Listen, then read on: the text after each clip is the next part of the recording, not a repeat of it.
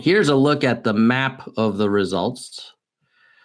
One thing to note is that the total delegate count is not that far off in terms of what happened. Total delegates now looks like 628 to 545. And there's probably, I think, a little less than half of the delegates allocated. And you need 1,991. So we're still kind of, there's still a little bit of a dogfight to be had. But for sure, it was a big night for Biden. And here you have the look at the states. Clearly, in terms of number of states, I think Texas was probably the biggest surprise because of Sanders' strength with Hispanics in Nevada, rather. So that was a big win for Biden. And then California was clearly a big win for Bernie. One thing that I will talk about is how these results were heavily influenced by the exiting of, the dog has just opened the door. Hold on, let me let the dog out. I'll be right back.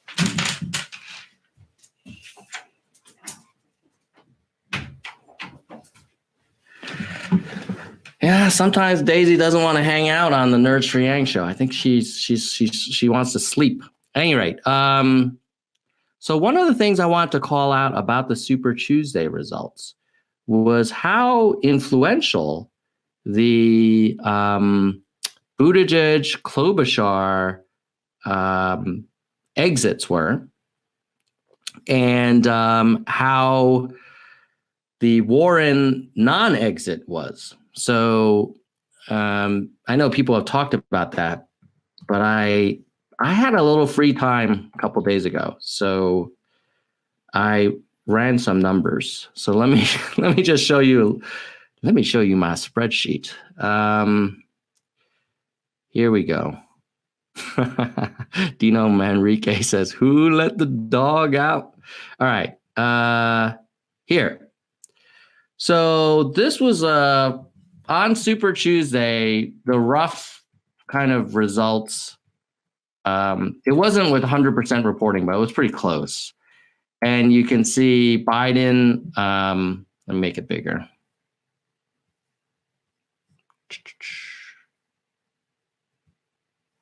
You can see here, let me do full screen.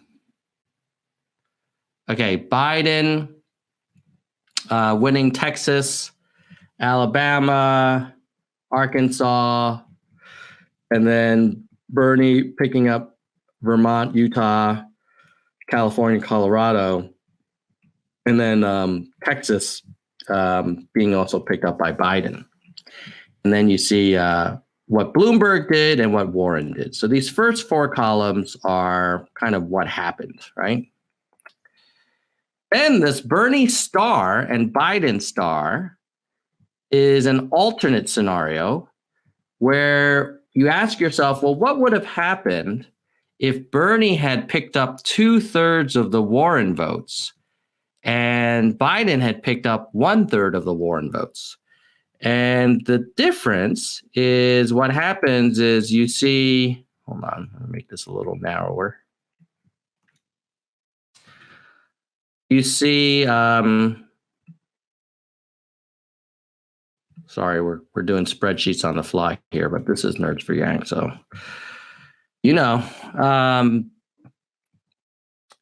what would have flipped? Well, you see that Texas would have been a tie. So instead of a 33-30, you would have had a 37-37. That would have been kind of a big deal, and maybe Bernie would have pulled it out. Who knows? And then California would have been a very big win. Instead of 33, Bernie would have 41. He would have really cleaned up in Colorado. He would have won Maine. And then Massachusetts would have been a tie. So you see basically how close it would have been. It would have been basically, instead of Bernie only winning 4 states, he would have potentially won Texas, 4, 5. He would have won 7. They basically would have split the number of states, and he would have won California big time, Texas potentially, and Massachusetts potentially. So it could have been Bernie's night if you believe that Bernie would have picked up 0.66, so 2/3 of Warren's votes. And then if you look at, well, what about this one, Bernie Prime, which is what if he picked up 80%?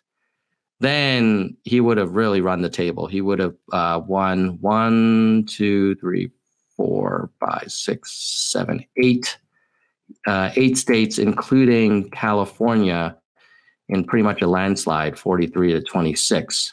So then some people were like, oh, well, what about Bloomberg, since Bloomberg dropped out. So in fairness, I ran those numbers, and here it is. Bernie plus, so this is one where Bernie wins 2/3 of Warren voters and only a quarter of Bloomberg voters. And then Biden wins 1/3 of Warren and 75% of Bloomy. In that case, Biden would have had a very strong night.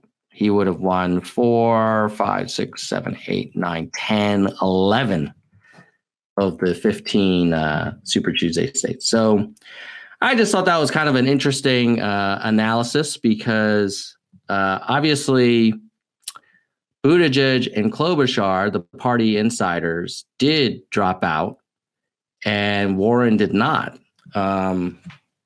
So if you're a Bernie supporter and you're really getting aggro on Biden people, like, you really shouldn't.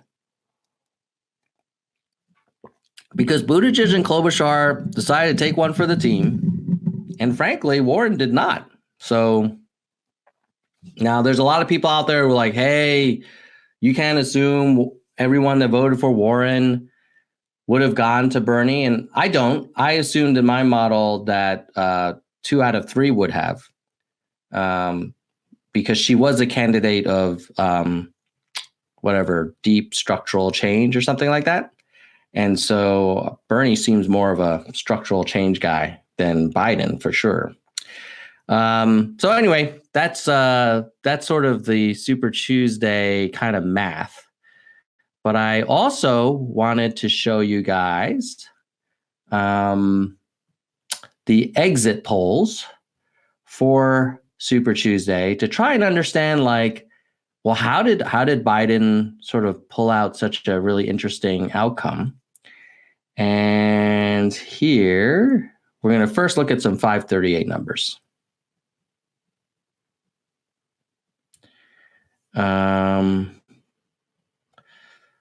Chrome.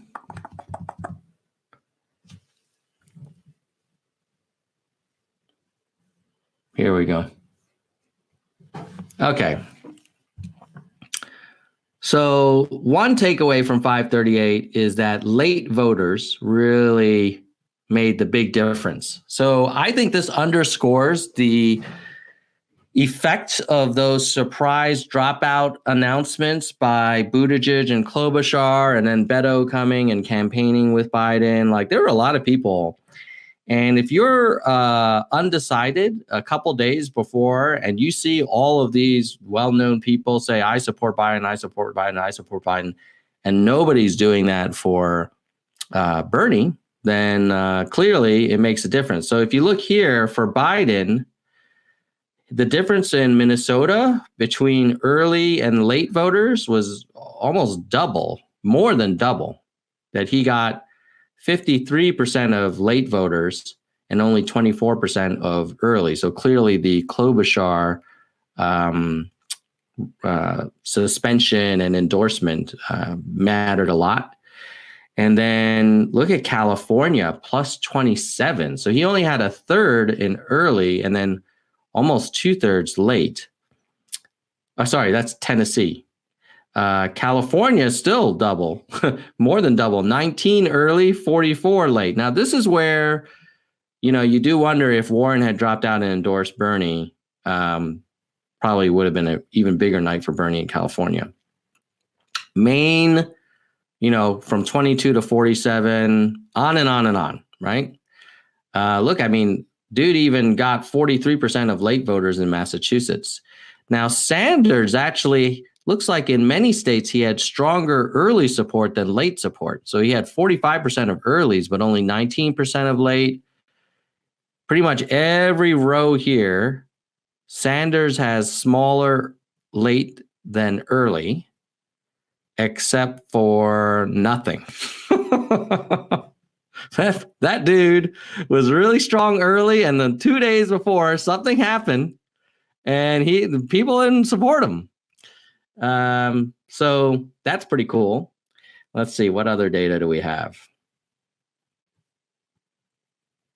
All right, here, who, in terms of liberals versus conservatives and moderates, you have, again, Biden having very strong late support. He probably had the biggest flip with very liberal, from 15% of very liberal people supporting him to a third of very liberal. Even with conservatives, he did better. With moderates, he did better. Somewhat liberals, he did way better. And then Sanders, from early to late, yeah, he took it most in the shorts, probably with, in terms of absolute numbers, with the very liberals. He had 54% of them, and then he only had a third for late voters. So, I mean, if you're Sanders and your base is very liberal, and you're only getting a third of late deciders from the very liberal camp, that's a challenge. And I'm guessing some of those very liberals probably went to Warren, who's no longer in the race. White voters had the biggest last-minute swing. So Biden, the black voters were pretty much with him early, stayed with him late. White voters were not with Biden early, big time with him late. Hispanics, he did made some progress there. I will say this is the one area where Sanders had some improvement, where he only had 17% black support early and 22% late. So that is the one area where Sanders made a little bit of progress. Clearly not enough. Ooh, wow, he lost Hispanic big time. He went from almost half Hispanic in the early voters to only a fifth, or, somewhere between a fifth and a quarter. So that was a tough couple days before Super Tuesday for Sanders. Trump approval rating, pretty much a little over half the country disapproves, and 43% approve of his job. And generic ballot, Democrats win over Republicans if you don't ask about the candidate. So that's the first 538 data. Then I found another one that was kind of cool, which is like, well, what happened to Warren? And so they have this pretty interesting poll around sexism. So let's take a look at that. Did sexism keep Warren from the nomination? So what they did was they did a survey of sexist terms, and they asked people if they agreed or disagreed with these sexist terms. And if you look here on the bottom, you have strongly disagree. And then over here, you have strongly agree with the sexist term. So you would assume to the right are the more sexist people. And for sure, people who strongly disagree with sexist terms, who I guess would be not sexist, or at least they strongly disagree with whatever sexist terms were in the survey, they tended to have very few people not supporting Warren. Most of the people were either were supporting Warren. And then if you go all the way to the right for the people who do agree with sexist terms, then you have a decent number who did not support Warren, although there were a lot of people in the middle who were kind of neutral who didn't support Warren. And then if you look at the height of the y-axis, I mean, it's pretty much 10%. It looks like here's 0.25. This is probably 0.125. So about 10% of people who, were pretty sexist ended up not supporting Warren. But we all know that Warren lost by more than 10 percentage points. So I'm not sure that sexism explains Warren's loss. I think it probably was a contributing factor. But if it were everything, you would see this massive number of people who were sexist saying, I don't support Warren. And that wasn't reflected in that data. So let's see. Oh, someone's asking about Corona. Oh, you guys want to talk about Corona? I'm happy to talk about Corona. I will, for sure. Give me 1 second. But let me get through Super Tuesday repercussions, and we'll get into Corona. All right. So that's that one. Then the Washington Post had a treasure trove of exit poll data from Super Tuesday. So let's enjoy. Wow, you guys really want to talk about Corona. All right. I'm going to get there. Hold on 1 second. Super Tuesday. Come on, guys. That was kind of a big deal. You're like, that's so last week. All right, here we go. Let's look at the exit polls. So who won? Where did Biden's support mostly come from? He killed with black voters. 41-point advantage. With older voters, people who are opposed to single payer, late deciders, moderates, people who don't like socialism, who do care about race relations. And those are probably like the top groups that really delivered Biden a lot of his win. And then for Bernie, he killed with youngers. Big advantage with very liberal, decent advantage with kind of like middle age or approaching middle age, advantage with people who have a favorable view of socialism, who like single payer. His advantage with Hispanics was not that big, +9, similar to Biden's advantage with white voters. Here you see black voter support. You see Biden really, I mean, holy mackerel. Dude had 58% of the black vote in Texas. That was huge. Huge. Whereas, Bernie only had 15% of the black vote in Texas.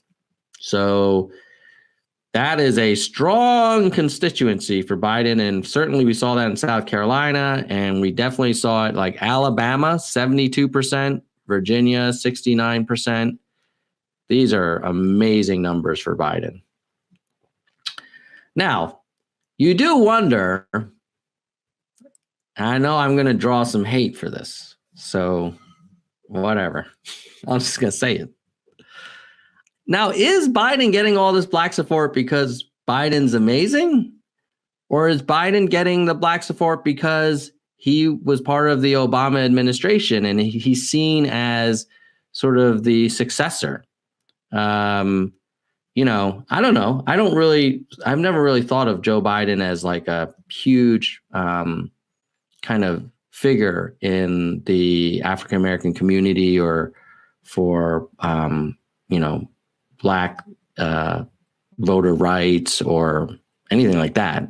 Certainly before he became VP under Obama, he just seemed like, a moderate guy from Delaware. But anyway, that's that data. But there's more. But wait, there's more. Hold on. I lost my tab. Let's see. Hold on one second. Here we go. All right. Then best and worst. Where does Bernie have the biggest challenge? People who don't like single payer or socialism. Biden does very badly with young and very liberal. Bloomberg did well with moderates, older people who don't like socialism. He did really badly with young and liberals. Warren did well with very liberal, so that's probably why Sanders didn't do as strong with the very liberals like in California, as Warren was probably sucking up some of that very liberal vote.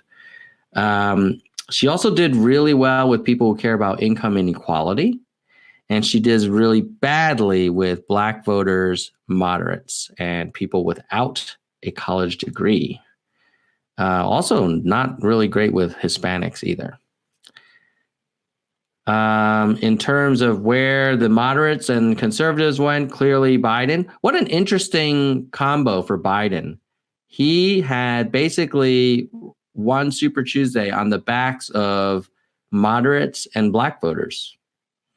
Clearly, they did not go to Sanders, and they really didn't go to Bloomberg either. You would have thought Bloomberg would have picked up more of the moderate conservative. And then we talked about how all the last minute deciders went to Biden. That's kind of like the other data we looked at from 538. Hispanics, true, they did go to Sanders, but it wasn't like a blowout. It wasn't the way that like Sanders' advantage with Hispanics does not look nearly as strong as Biden's advantage with Black voters. In fact, Biden darn near picked up half of the Hispanic vote in North Carolina and Virginia. Warren definitely had trouble with the Hispanic vote. And then let's see. Yeah, and then we go demographics, male, female, pretty even on the males between Sanders and Biden, although females really tended to support Biden more than Sanders. Biden more than Bloomberg and Warren too, actually, female voters. Race, we talked about that a bunch. I don't think we need to talk. Oh, Asians. Dude, that's interesting. Bernie has huge support from Asian voters. I wonder why. That's interesting. I wouldn't have expected him to have such a big advantage. And then in terms of age, you talked about young people being big for Bernie, and then the older folks for Biden. Democrat versus Republican, Biden does very well with both Democrat and Republicans. Independents prefer Bernie. So this is where this number here, you wonder, oh man, is this going to bite us in the butt come the general election? Like, will we need these independents to win the general versus Trump? Because in that case, then Bernie might have been a little stronger. College graduates, Biden does better. No college, pretty similar. Still, Biden does better. We talked about last few days. All right. And then in terms of what issues you care about, Biden does better with people who care about race and healthcare. Well, that's interesting. That's really interesting because you would think Bernie's always talking about healthcare and Medicare for all. But if voters who cared about healthcare sided with Biden. So maybe those voters are saying, hey, I care about healthcare. Just kind of, put Obamacare on steroids. Don't throw out the whole thing. Biden did better on climate change. Bernie did better on income inequality. More people felt that Bernie agrees with them on major issues than Biden. So this is one of those things where you say, wow, are voters voting for who they agree with or who they think they can beat Trump? This number here suggests that they agree with Sanders more but we know from the outcomes that they went with Biden. Here, can beat Trump. You see that 43-22. So,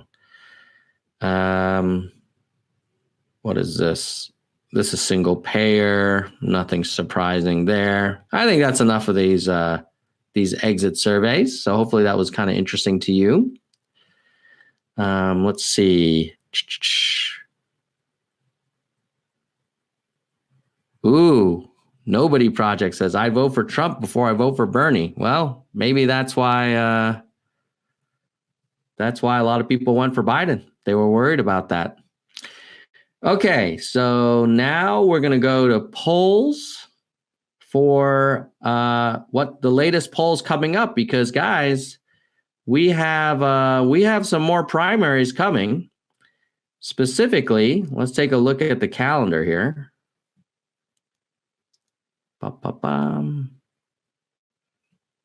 So March 3rd, we have through the 10th, we have the Democrats abroad primary. I will tell you guys, if you are watching this and you're a fellow expat like me, an American citizen working overseas, participating in the Democrats abroad primary is super easy. You just go on the website and you give them your address where you were living before and what state you were registered in, and then you sign the ballot, and then you can just scan it and email it to them, or you can do it in person, or you can do it by post. So let me just put a little public service announcement there. If you are overseas, you can vote early. I already voted, frankly. Go to democratsabroad.org and you can get your ballot and vote. And if you were asking for a suggestion, I would encourage you to vote for Yang, because I think that's such a small little primary that if enough of the Yang gang, now, of course, you have to be living overseas. You can't just be in the Yang gang and crash this party. But if you are overseas Yang gang, please vote for Andrew or consider it, because if he has some surprising result and gets like second place, I think it'll be kind of fun, and it'll increase the stature of the Yang movement. All right. So that's the Democrats abroad plug. Now let's look at what's coming up. Probably the big one is Michigan on March 10th, which is really just a couple days from right now as we're live streaming. And that's 125 delegates. So let's see what the polls say in terms of who they expect to win. So let's see here. Let me show you the latest polls. Hold on. Whoopsie daisy. Share screen. Chromie. Here we go. So there aren't as many Michigan polls as I was hoping for. The last one looked like it was on Wednesday, March 4th, which frankly was probably like right after Super Tuesday and maybe included some of it. It's kind of sad that there isn't more polling data for Michigan. And at that point, you had Biden. I'm going to highlight it here for you guys. You had Biden ahead of Sanders, and Bloomberg picking up a decent amount, Warren a little bit. Now, if you assume most of that Bloomberg is going to go to Biden and Klobuchar and Buttigieg is going to go to Biden, then that's going to be a tough night for Sanders unless he surprises everybody. I think a lot of people are suggesting, well, Michigan really came out and saved Sanders when he was duking it out with Hillary last time. But I don't know. When I look at that poll, if you're losing, if you're Sanders and you're losing to Biden before when people were still supporting Buttigieg and Klobuchar and Bloomberg. That doesn't look good for Bernie. But you know what? This race has been so crazy. Who knows? Who knows what's going to happen? Like, who would have expected Biden to have such a big night in South Carolina after getting his clock cleaned in Iowa, New Hampshire, and Nevada? So anything's possible. Washington State looks like it'll be a strong night for Biden, but it pretty close. Like, see, now this is one where, you know, what would have happened had Warren endorsed Sanders? Who knows? Maybe she would have. Oh, God, I'm not sharing my screen. Hold on one second.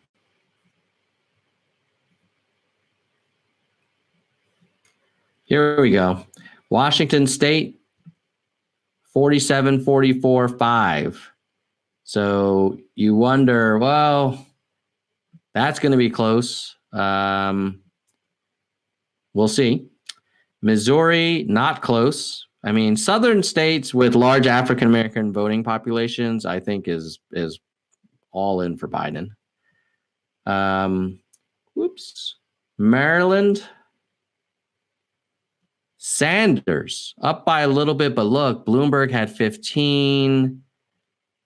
Buttigieg, Klobuchar had 9. So, I mean, nah, I think that's going to be a Biden show.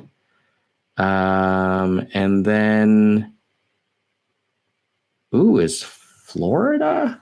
No, Florida's not coming up. Florida's later.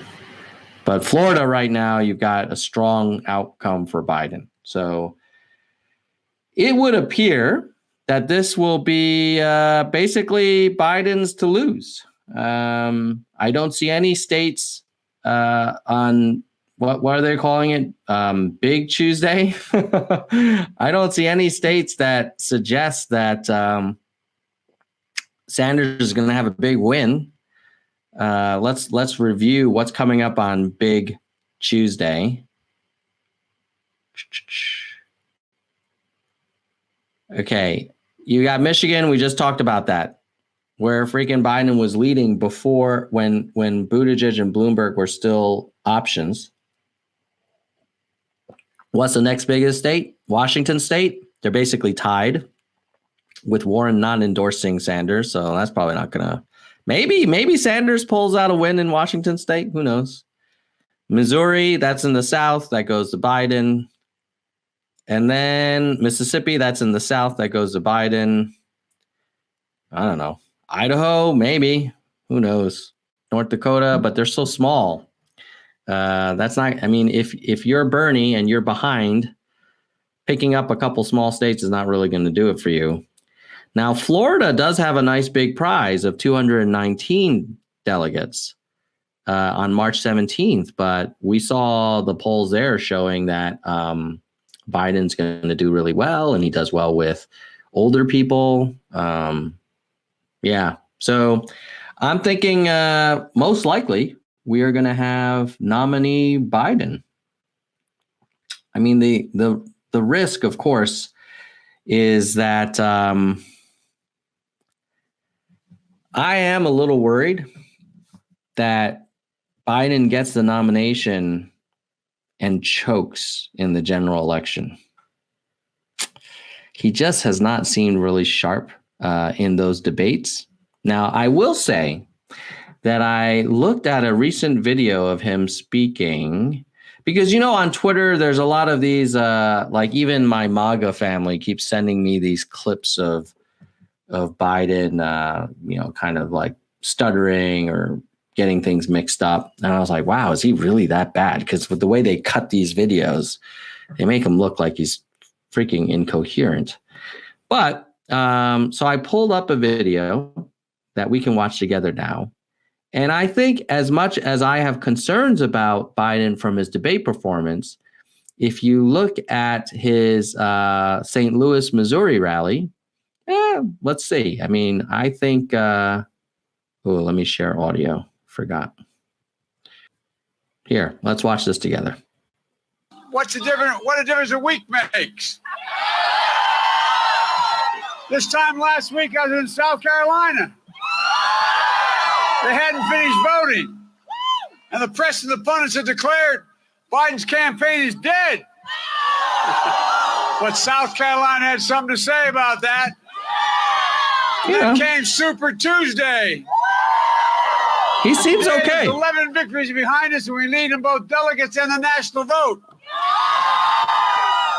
What I even, I ponder though is the incredible enthusiasm and excitement this campaign has generated, folks.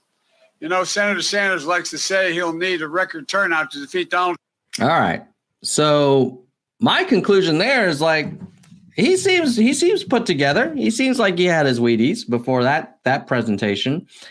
Now, of course, a short 5-10 minute rally speech when you're kind of got the wind at your back is going to be different than a slugfest with the Orange Man in either a debate or just daily kind of barrage of Burisma and Hunter Biden and Ukraine and where's the email server, blah, blah, blah.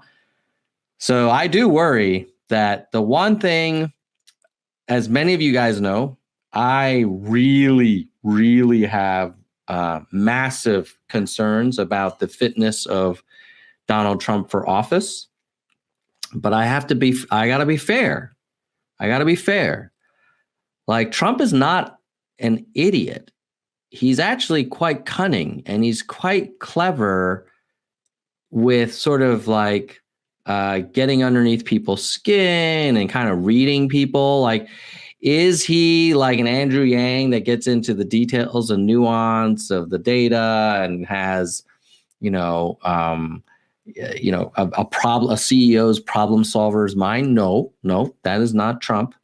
But can he get on your nerves and bully you and demean you? Yeah, he does that. He does that really well. I mean, that is one of his core competencies. And so I do worry, he's going to say all kinds of stuff. He's going to say, well, Biden doesn't have his fastball. He's forgetful. He's senile.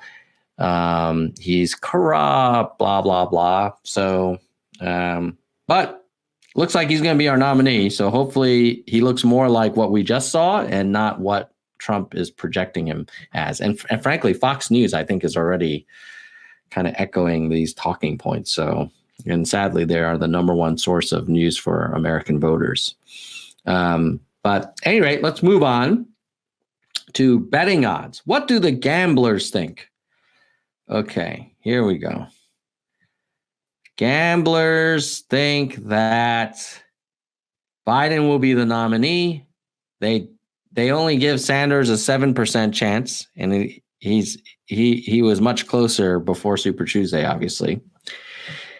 But they also don't think that Biden will win the general. This is not a good number. Now, we've always said, well, Trump will be over 50 because no one knows who the Democratic nominee is. But now that we pretty much have our nominee, I mean, look, if you take the Sanders 4% chance and you add it to the Biden 39% chance, that's 43.2%. That ain't great. I mean, that's basically they're saying they think the orange guy is going to get reelected. Oh, boy. That'll be interesting. So that's what the gamblers think. My God. What will he do if he is reelected and feels like that's a complete exoneration and a blank check to do whatever the heck he wants?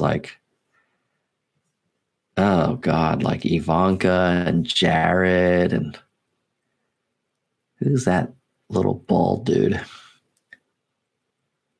The guy that does all his immigration stuff. Ugh, this just seems, oh my God, like unchecked. It's like the barbarians are running through the White House. At any rate,